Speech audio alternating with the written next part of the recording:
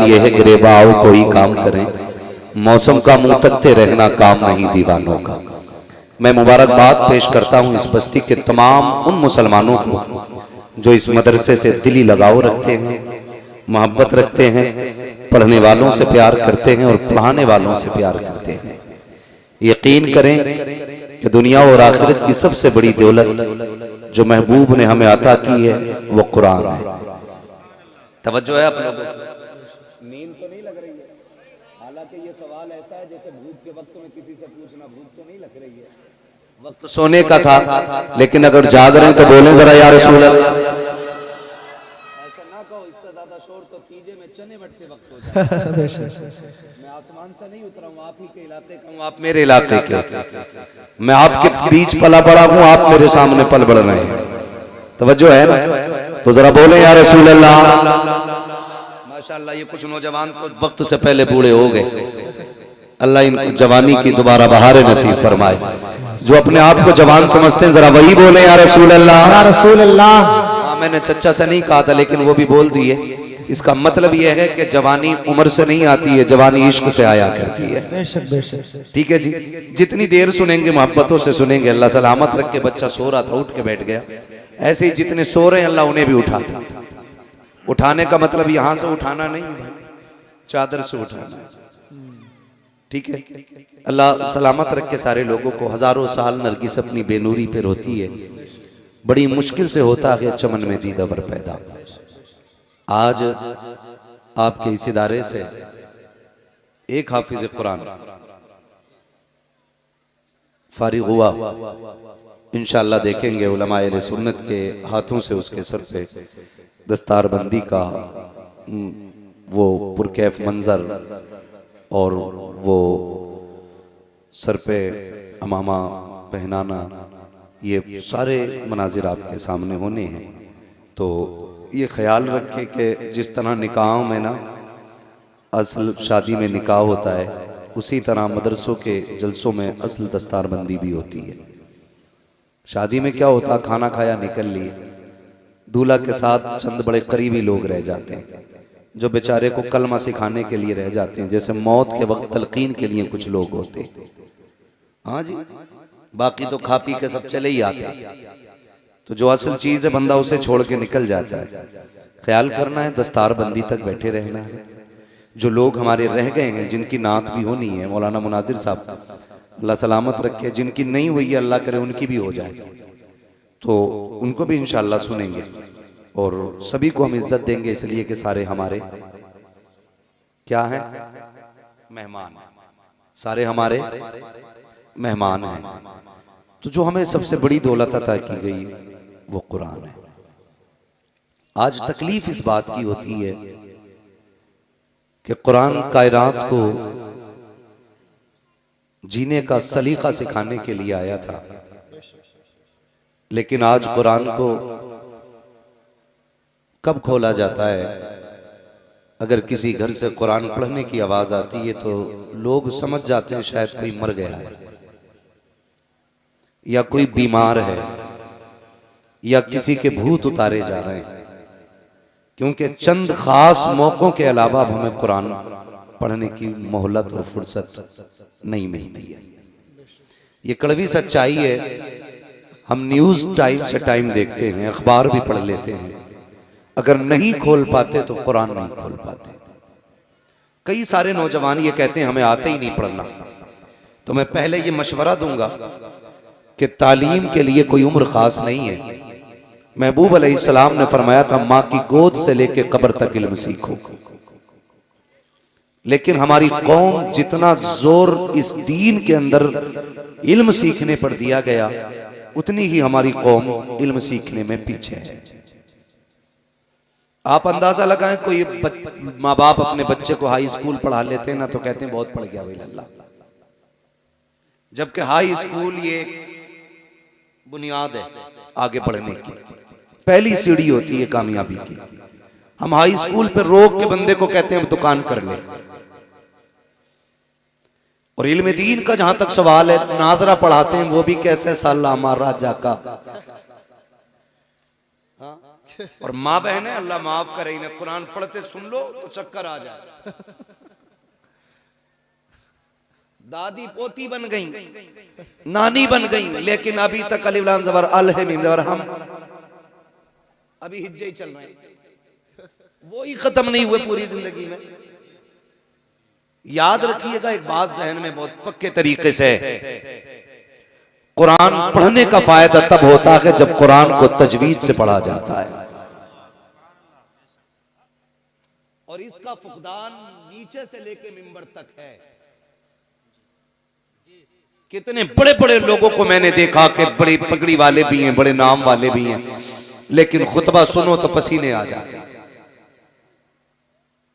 लोग ना बरकत के लिए 40 दिन नहीं 80 दिन भी पढ़ लेते हैं, लेकिन बरकत नहीं हो रही। कहते हैं कुरान पढ़ा बरकत नहीं हुई। तो मसला कुरान में नहीं है, मसला आपके पढ़ने में है। पूछो इन उलमा से, असल चीज होती है कुरान को तलफ्फुज के साथ पढ़ना। कैसे? बाबा फरीदगंज शकर रहमतुल्लाह तआला अलैह बैठे, मदरसे के कुछ बच्चे निकले बर्तन लेकर के, आप बाहर बैठे थे, कहने लगे किधर जा रहे हो? कहा हुजूर चश्मे से पानी लेने के लिए जा रहे हैं। कहा चश्मा तो बहुत दूर है, ये कुआं करीब है, इससे क्यों नहीं भर लेते पानी? कहने लगे पानी तो इससे भी भर लेंगे, लेकिन इसका पानी खारा है, पीने में मजा नहीं आता। फरमाने लगे अच्छा भर के लाओ, मीठा मैं कर देता हूं।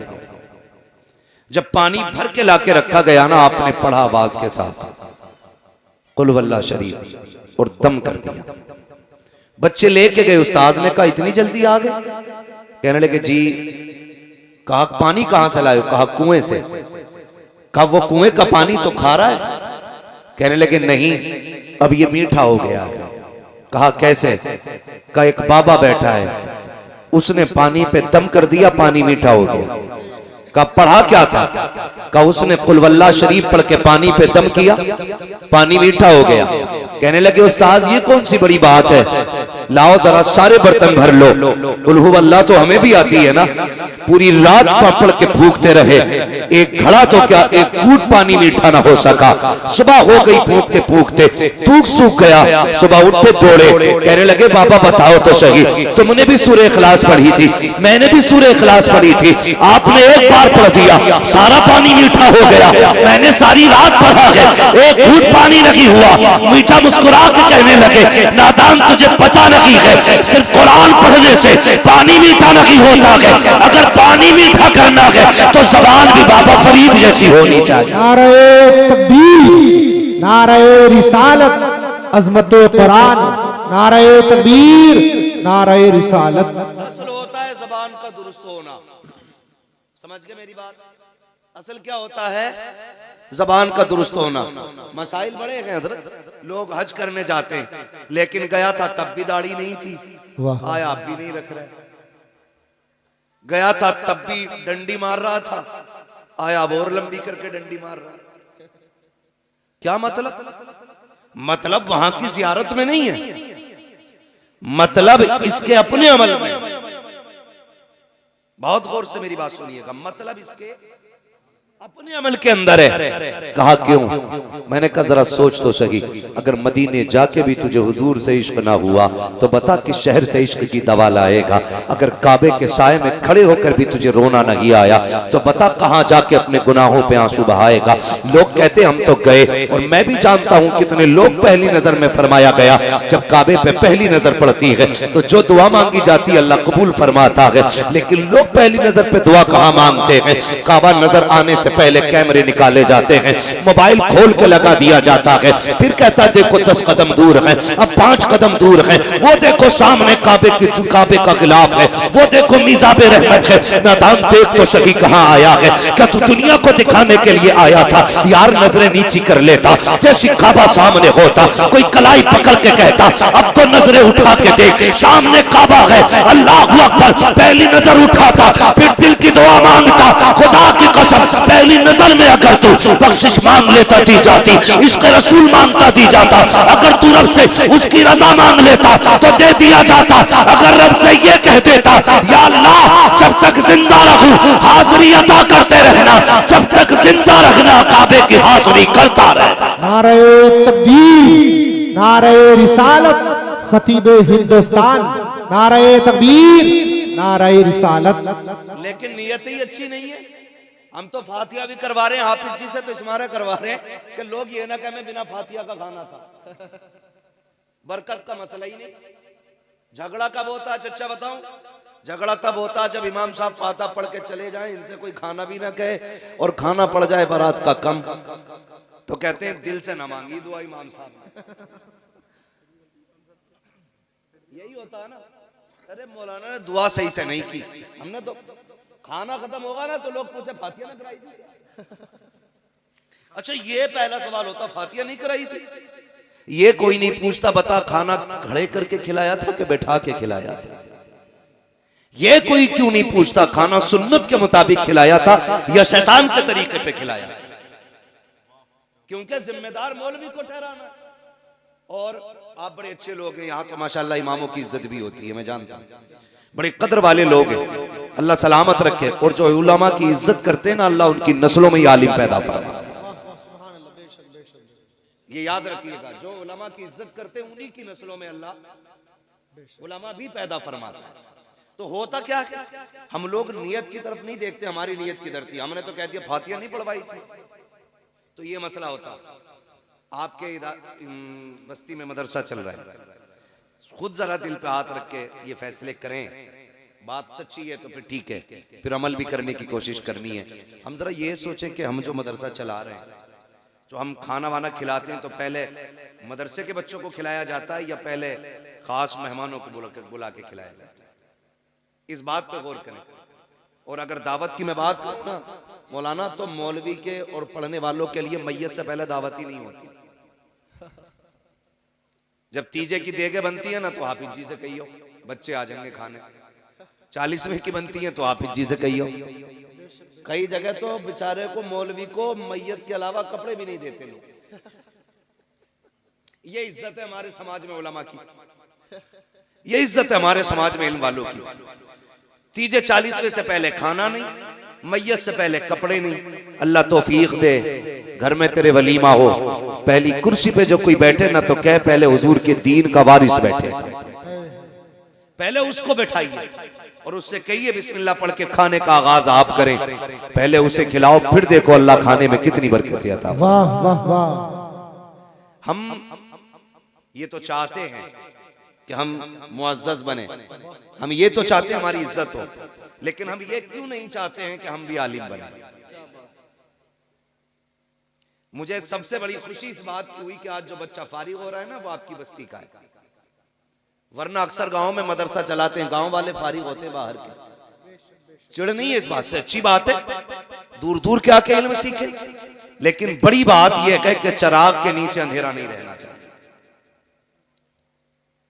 ये असल बात है कि चिराग के नीचे अंधेरा नहीं रहना चाहिए, जबकि चिराग ही के नीचे सबसे ज्यादा अंधेरा रहता है। अल्लाह आपको सलामत रखे। पढ़ाइए अपने बच्चों को, दीन सिखाइए। आप अंदाजा नहीं लगाते, कभी सोचा करें कुरान कितना अहम था हमारे लिए, कितना जरूरी था हमारे लिए। आज हालात देखें, वो दौर गुजर गए यार जब परिंदे आके दीवारों पे बैठते थे। सुबह मुसल्ले से उठने वाली माएँ कुरान खोल के पढ़ा करती थी, परिंदे आके कुरान की तिलावत सुना करते थे। जब वो चहकते थे तो माएँ उठ के उनको दाने डाला करती थी।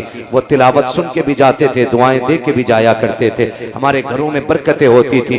तब लोग 100-150 नहीं, 10-20 नहीं, 2.5 रुपए कमाने वाले लोग इज्जत और शान से जिया करते थे। आज तक 10 लाख रुपए महीने कमा करके घरों में सुकून नहीं है, जिंदगियों में करार नहीं है। उसकी वजह यह है कि हमारे घरों के अंदर से बरकतें जा चुकी हैं, हमारे घरों के अंदर से बरकतें रूठ गई हैं। काश हमने कुरान की तिलावत को खास कर लिया होता, हर घर के अंदर कुरान की तिलावत हुआ होती। फजर के बाद रोज कुरान खुला करता, फजर के बाद रोज औरतें कुरान पढ़ा करती। लेकिन कहां से पढ़ेंगी औरतें कुरान? हम जब बीवी तलाश करके लाते हैं पहले ये पूछा जाता है एमए पास है कि नहीं, बीए पास है कि नहीं। यार ये तो पूछा करते हो, ये क्यों नहीं पूछते हो इस बच्ची को कुरान आता है कि नहीं? नहीं, इसे दीन की वाकफियत है कि नहीं। जब ये घर से चली थी तो इसके जहेज में तो कुरान देखा गया था, लेकिन कभी मुसल्ले पे कुरान नहीं देखा गया। इसके जहेज में तो कुरान था, लेकिन आज तक इसके आगे कुरान रखा हुआ नहीं देखा गया।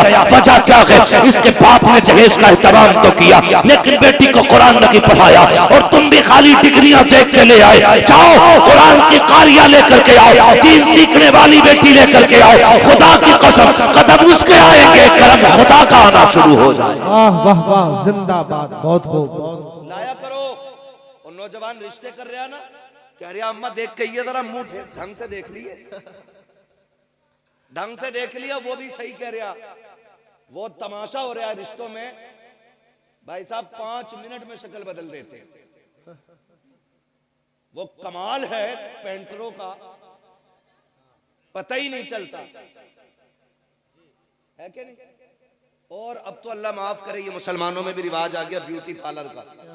इरफान साहब, ब्यूटी पार्लर का रिवाज है। 3-3, 6-6 घंटे ब्यूटी पार्लर में मेकअप के बाद दुल्हन आती है। हालात देख रहे, मेरी बात समझने की कोशिश करें। मैं कोई नारे लगवाने नहीं आया, मैं बस सिर्फ कुछ बातें कहने आया हूं अपने लोगों से।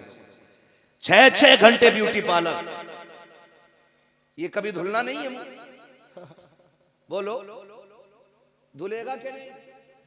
जिस दिन धुल गया उस दिन असलियत सामने आनी है भाई। तो 6-6 घंटे ब्यूटी पार्लर, और उसके बाद 8 दिन बाद तलाक। लड़का कह रहा जो देखी थी वो है ही नहीं, फोटो किसी और का था। इससे समाज बर्बाद हो रहा है, इससे हमारी सोसाइटी तबाह होती जा रही है। हालात इतने बिगड़ चुके हैं। अच्छा खुद बताइए, हम दूल्हा पीछे रहता, कैमरे वाला आगे नहीं रहता। बोलो, जो जितना ज्यादा नाक वाला ना, इतना ही बड़ा कैमरा लगवा रहा। एक जगह गए, निकाह का मसला था तो वकील बना दिया गया, इजाजत लेने गए, हमसे पहले कैमरे वाला घुसा पड़ा था। मौलवी से पहले कैमरे वाला। यार हम मुसलमान हैं। कौन है हम? कौन है हम? मुसलमान। मुसलमान। हमारी सबसे बड़ी दौलत को गैरत कहा जाता है, और आज वही हमारे पास नहीं है। कैमरे वाला घुस जाता हर जगह जाकर, बाकायदा बुलाया जाता है, कहा जाता सही से वीडियो बनाना, ये सही से बनाना, देखना ये चलेगी बाद में। हमें गैरत आनी चाहिए। ब्यूटी पार्लर के नुकसानात आप न जानो, मगर मैं आपको बता जाऊं, ब्यूटी पार्लर के नुकसानात आप देखिए, चेहरे बिगड़ जाते हैं। जब मियाँ बीवी एक जगह रात को आकर के इकट्ठा होते हैं, हुक्म तो ये था ना कि नमाज अदा की जाए, दोनों एक जगह पर अल्लाह की बारगाह में शुक्राने के सजदे अदा करें, लेकिन करे कौन सजदे अदा? लड़के को तो वैसे फुर्सत नहीं है, और लड़की इतना ब्यूटी पार्लर से सज के आई है, मुंह धुल गया तो सारा काम खराब हो जाएगा, वुजू कर नहीं सकती है, इसलिए सजदे भी नहीं हो सकते हैं। जब वुजू नहीं होगा, सजदे नहीं होंगे, तो बरकतें कहां से आएंगी? ए मेरी कौम के शहजादियों, ब्यूटी पार्लर का हुस्न जो होता है ये घंटे 2 घंटे का होता है। रब ने तेरे लिए वुजू को दिया था, तेरे लिए नमाज को दिया था। चेहरे पे अगर बिल्कुल भी रंग रोगन न था, 5 वक्त वुजू करके तुझे सजदे करके रब को मनाना था। ब्यूटी पार्लर का हुस्न देता है, जो रब की बारगाह में किए जाने वाले सजदे हुस्न दिया करता है। बहुत खूब, जिंदाबाद, बहुत अच्छा। लेकिन नौजवान भी अंधा हो गया, मर गया। क्या यार देख कहियो सही से, सही से देखियो। एक ने ना तो ऐसे करके देखा, रगड़ रगड़ के, पाउडर तो नहीं है। हालात देखो, ये क्या है मालूम है? ये दीन से दूरी है, दीन से दूरी। ये कड़वी सच्चाई है, ये हमारी दीन से दूरी है। तो रिश्ते भी अगर करते हैं ना, तो हम डिग्रियां देख के करते हैं। कभी सिर्फ ये मत देखो, ये मत कहो अम्मा देख के आए ना तो ऐसा देख के आना रिश्ता कि वो उसका चेहरा अच्छा हो, उसकी नाक अच्छी हो, उसके कान अच्छे हो। ऐसे ऐसे तखय्युलात पैदा कर देते हैं। ये बीच में जो निकाह कराने वाले लोग होते हैं ना, अच्छी बात है रिश्ता कराना, लेकिन जरा हल्का हाथ रखा करो। आते ही कह रहा लोंडिया ऐसी देखी ना होगी जी तुमने। ये जुमला जब कह दिया ना लड़के के सामने, तो उसके जहन में एक तस्वीर बन गई। लेकिन जब देखता है तो कहे हुए का बिल्कुल उल्टा। फिर यहां से नफरत पैदा हो जाती है, नफरत पैदा हो जाती है। तो ये बीच वाले लड़की ऐसी है कि देखी नहीं होगी, और लड़के की बात आवे तो लड़का 90,000 कमा रहा, अभी उसके अब्बा ने बताया कि इसी महीने डाले लखनऊ से। कितने? 90,000। और 3 महीने शादी को नहीं होते, लड़के का अब्बा मीटिंग लेके बैठ जा, समझाओ ये 2 रुपए नहीं कमा रहा भाई, ये शादी से पहले तो 90,000 कमा रहा था। तो मसला क्या होता? धोखा, फंसाना किसी को। भाई जो रिश्ता कराने वाले लोगों को कितना मिल जाएगा? 500 रुपए और 1 जोड़ा। गलत बोलोगे तो पूरी जिंदगी लानतें और मिलेंगी। और उधर से आके कह रहा 90,000 कमा रहा, तुम क्या दोगे? तो बाप होता, कहता यार चलो ठीक है 90 कमा रहा है तो हम भी 10 लाख दे देंगे। कहा ना जी 10 में बात ना चलेगी, उसका रिश्ता फला जगह से आ रहा है, 12 तो वही देने कह रहा है, तुम 15 दो। तो 15 कह करके तय कराया जाता है। और जब शादियां होती हैं, राज खुल के आते हैं, लड़की के बाप को पता चलता है ये तो निकम्मा निकला, फिर वो 15 में से 10 काट के 5 देता है। फिर जब लड़की ससुराल आया करती है, फिर जो तमाशे होते हैं, लड़का वाला कहता है लड़की से, उसका शौहर कहता तेरे बाप ने 15 का वादा किया था, 5 दे करके धोखा किया है। लड़की कहती है तू भी कोई दूध का धुला नहीं है, तेरे बाप ने भी 90 बताए थे, जब से मैं घर में आई हूँ 1 रुपया कमा के नहीं लाया है। गैरत आनी चाहिए। क्या नतीजा निकालोगे इससे? अगर माशरे को सुखी रखना चाहते हो, झूठ ना बोला करो, सच बोला करो। और ये कभी तलाश न करना 90,000 कमाने वाला हो, 1 लाख कमाने वाला हो, लड़का ऐसा तलाश करो कि भले 100 रुपए कमा के लाए, हलाल के लेके आए, किसी का हक मार के न लाए, किसी का दिल दुखा के न लाए। अल्लाह ऐसा कादिर मुतलक है, अगर हलाल कमाने वाला होगा अल्लाह 100 में भी 1 लाख की बरकतें अता फरमा दे। वाह वाह वाह, जिंदाबाद, बहुत खूब। मतलब नहीं है डाकू हो चाहे मगर 1 लाख ला रिया हो। हाँ, मगर अल्लाह भी ऐसा कादिर मुतलक है, लाओ कौन सा डाकू लाओगे निकाल के बड़ा बनेगा। 1 थोड़ा कमर में निकाल देता है, 1 थोड़ा जमीन बिकवा देता है, 1 थोड़ा जमीन बिकवा देता है। वरना तुम नहीं जानते, बुरा ना मानना। अमीर अक्सर कैसे जाते? Brain tumour, brain haemorrhage, cancer, फालिज। गरीब बुखार आया निकल ली, सिरसाम हुई निकल ली, ये सस्ते निबट जाते हैं।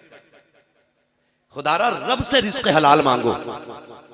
और दुल्हन देखो तो पढ़ी लिखी, दीनदार, और दामाद देखो तो वो भी दीनदार। अब तो लोग ना बुंदे वाला दामाद ज्यादा पसंद करते हैं।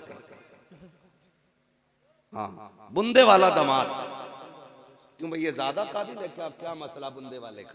दाढ़ी में कट निकले हुए। हाँ, अब कट तो हजरत अल्लाह माफ करे, एक तो बिस कपड़ा बनवाए तो सब बिस कपड़े हैं बहुत सारे, पीछे से बिस कपड़ा पूछ उसकी। हाँ, दूर से देखने में लग रहा कोई जानवर बैठा है इसके सर पे, और बड़ा अच्छा मुस्कुराता हुआ आ रहा। मैंने शर्म करिया। और दाढ़ी में एक ने ऐसे कट मारा जैसे इसके टांके भरे हुए। जैसे पुरानी चोट होती है ना, तो कभी कभी पुराने निशानात चोट के ऐसे होते हैं कि बाल ही नहीं जमते, ऐसा मारा कट दाढ़ी में। मैंने कहा एक्सीडेंट हुआ होगा, यहाँ से फट गया होगा। करीब से देखा तो मुड़े हुए थे बाल। हालात है। दमाद किसका? बब्बन का, छन का, जुम्मन का। यही मसला चल रहा है। यार एक बात तो सुनो, और लड़कों तुमसे भी गुजारिश है, ज्यादा मालदार ससुर भी मत ढूंढना। दोनों बातें मैं असल बात कह के जा रहा हूं, दीनदार लड़की तलाश करो। मगर रिश्ते अल्लाह माफ करे, कह रहा बड़े लोगों में इसलिए रिश्ता किया ताकि थोड़ी सी अपनी भी दैल हो। और वो भी कह रहे दामाद ऐसा होना चाहिए जो चले तो कुछ धमक होनी चाहिए। इतना धमकदार ढूंढ लिया, ससुर खुद परेशान है। फिर कह रहा तावीज दे दो, उसकी दमक से ससुर परेशान। का ऐसा दामाद चाहिए जिसके सामने कोई ना टिके। अब ससुर भी सामने टिकने तैयार नहीं, बीवी भी सामने टिकने तैयार नहीं, मारा मारा फिर रहा तावीजों के लिए। क्यों लगा रखे हो ये चक्कर? तुमने एक फैसला गलत किया है। दीनदार तलाश करना था घराना, अल्लाह रसूल से प्यार करने वाला ढूंढना था दामाद। तुम्हें ऐसा दामाद ढूंढना था जो 5 वक्त का नमाजी हो, इसलिए कि जो अल्लाह का हक अदा कर सकता है वो तेरी बेटी का भी हक अदा कर सकता है। और जो रब से नहीं डर सकता वो अपने ससुर से कैसे डर सकता है? सुभान अल्लाह, सुभान अल्लाह, बहुत खूब, जिंदाबाद। कहने अरे हाफिज जी हैं खाली, हाफिज जी को लोनिया ना दे, हाफिज जी हैं खाली, मर के दे, यही हाफिज जी काम आ। लाइक़े सदीज़त करीम उलमाए सुन्नत महफिल पाक में तशरीफ फरमा मोहतरम बुजुर्गों, नौजवान साथियों, अजीज़ बच्चों, इस्लामी रिश्ते की फतमा आप पर्दा नशीन माँ और बहनों, जुमला सामईन व सामियात अस्सलामु अलैकुम व रहमतुल्लाहि व बरकातुहू। वालेकुम अस्सलाम व रहमतुल्लाहि व बरकातुहू।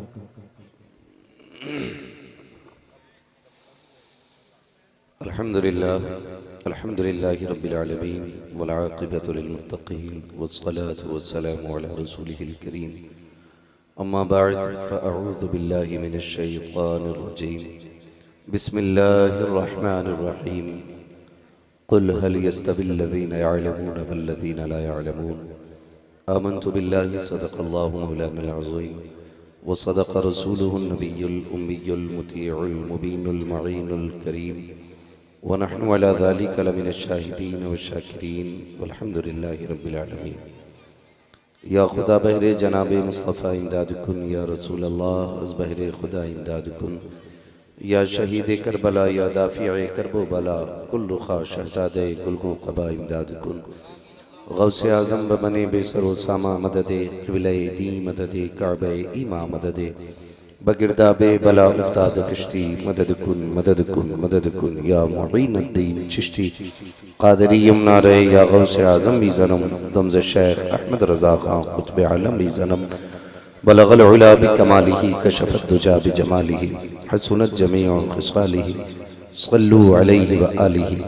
करूँ तेरे नाम पे जहाँ फ़िदा न बस एक जहाँ तो जहाँ फ़िदा, दो जहाँ से भी नहीं जी भरा, करूँ क्या करोड़ों जहाँ नहीं। जिसको अपने नबी से जितनी मोहब्बत हो कोशिश करें उतनी आवाज़ के साथ रसूल और आले रसूल की बारगाह में दुरूद व सलाम की डालियाँ निछावर कर लें। पढ़ें बावाज़ बुलंद अल्लाहुम्मा सल्लि अला सय्यिदिना मौलाना मुहम्मदिन व अला आलि सय्यिदिना मौलाना मुहम्मदिन जुदी वल करम व आलिही व अस्हाबिही व बारिक वसल्लम सलातन व सलामन अलैका या रसूल अल्लाह सल्लल्लाहु तआला अलैहि वसल्लम। अज़ीज़ान मिल्लत इस्लामिया, मिंबर रसूल पर उलमाए अहले सुन्नत का नूरानी काफिला मौजूद है और शुरू से लेकर अब तक आप बड़ी मोहब्बतों के साथ बैठे हुए हैं। अल्लाह करीम हमारे और आपके इस बैठने को अपनी बारगाह में कबूल फरमाए। ये पहले जहन नशीन कर लें कि अगर कोई यहाँ बैठा है तो ये उसका कमाल नहीं है, और जो यहाँ नहीं है ये उसकी होशियारी नहीं है। इसलिए कि जलसा मदीने वाले का है, महफिल भी मदीने वाले की है।